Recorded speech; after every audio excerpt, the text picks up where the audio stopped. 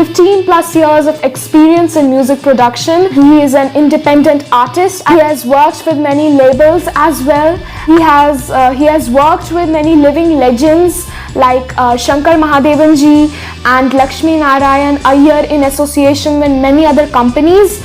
And he has lived and performed in Dubai in front of His Highness Sheikh Ali Al Maktoum, and he had been rewarded by him as well. And please welcome him. We are very honored to have him here. He's going to answer some of my questions which everybody can listen to, and I would request you to introduce a little bit about yourself. So hi everyone, my name is Kushal, and I'm a pianist, musician and a teacher. And she's just come to my studio, and we're going to have some interactive session, and I'll try to answer as much as I can. So what's your advice on the people who are beginners in music production? What would you like to say? What are the do's and don'ts of music production for beginners? So the first and the foremost thing is learn an instrument, whether it is singing, whether it is guitars, whether it's piano, anything. Just learn an instrument. It's very important to know, what music is. So that's the reason I said do the instruments first, and then go on to the softwares. Because in softwares you will get some ready-made things, you will get some presets, templates, as we say, right? So with that, of course, you can get a basic idea, but you will not know how that was made. So for example, if you have chords or if you have vocals, you have to really learn them first. So my advice to all the music producers or the students who want to learn music production, first learn an instrument and then translate that knowledge into the software, because software is just an aid. First is your musicality, and there is no right or wrong software. There is no specific kind of a system that you need to produce music. Right. So you can just go on with any software. So for example, I know that you use Audacity. Okay, yeah. Right. So then I used Audacity when I was young, when I was just 15, and then I moved on to Mixcraft, Sony Vegas, Sony Acid Pro, Reaper, Cubase, Logic. Nice. So I've used, and then I also used Pro Tools, which is now the industry standard. It's the king of all the studios. Yeah. Right. So if you could go back to your teenage, what's the advice that you would like to give our audience regarding music production? What all mistakes you used to make and you don't want to make it again?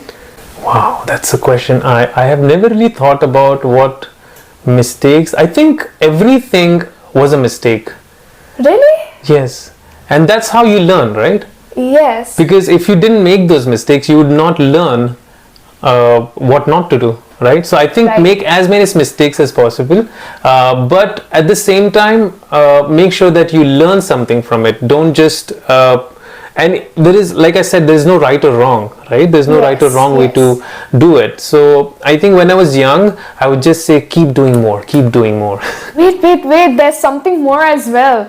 If you have any other questions related to music production or want to know a little more about mixing and mastering, please do drop it down in the comment section below so that we can host a part 2 along with him. Thank you. So what are the other tools which you use in music production which you like and are very important? So the first and the foremost thing which is very important is your machine, your laptop or your computer. Second thing is the sound card. You need an audio interface that can interact between yourself, your instruments and the computer. So you need a device that transfers, or in fact converts the digital signals, the analog signals into digital, right? So that is called as an audio interface, and you need a MIDI keyboard. So is this MIDI guitar as original like the real guitar?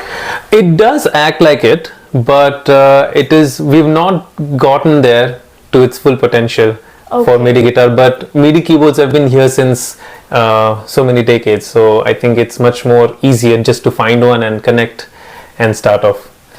And what are some books you would like to suggest our audience regarding the same? Some courses, some books, something of that sort? I think there are so many books out there, but I would recommend based on your software that you're using. So every software has their own manuals, they have their own. So for example, I know I use Logic Pro X, so which has its own manual. You can so when you buy the software, you will get the book along with it. So, right, so that's all for today. all right. And it was a lovely interaction with you, and I'm looking Same here. forward for more such conversations. Yes. So guys, it's us zooming out, and please don't forget to like, share and subscribe my channel. Thank you and have a lovely day.